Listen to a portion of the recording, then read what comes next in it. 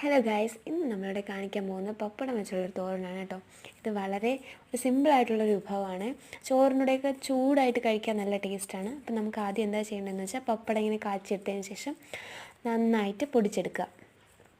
അതിനുശേഷം തോരനല്ലേ, അതുകൊണ്ട് തന്നെ നമുക്ക് കുറച്ച് തേങ്ങ, പച്ചമുളക്, വെളുത്തുള്ളി, ജീരകം ഇവ അരച്ചെടുക്കാം.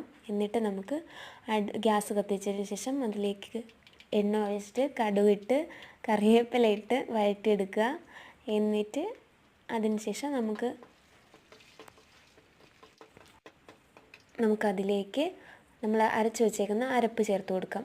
നന്നായിട്ട് അരപ്പ്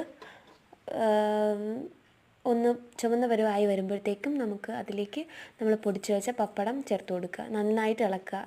നല്ല പോലെ ഇളക്കി അരപ്പ് പൊടിച്ച് ഇട്ടേക്കുന്ന പപ്പടത്തിൻ്റെ എല്ലാ അംശത്തിലും നന്നായിട്ട് ചേരുന്നത് പോലെ നന്നായി ഇളക്കി കൊടുക്കുക. നല്ല പോലെ വഴറ്റിയെടുക്കുക. അതിനുശേഷം നമ്മുടെ പപ്പടത്തോരൻ റെഡി ആയിട്ടുണ്ട്. എല്ലാവരും ഒന്ന് ട്രൈ ചെയ്ത് നോക്കുക കേട്ടോ. നല്ല ടേസ്റ്റാണ്. വളരെ സിമ്പിളായിട്ടുള്ളൊരു ഐറ്റമാണ്. പെട്ടെന്ന് തന്നെ നമുക്ക് തയ്യാറാക്കാൻ പറ്റും. ചൂട് ചോറിൻ്റെ കൂടെ കഴിക്കാൻ നല്ലതാണ്. താങ്ക്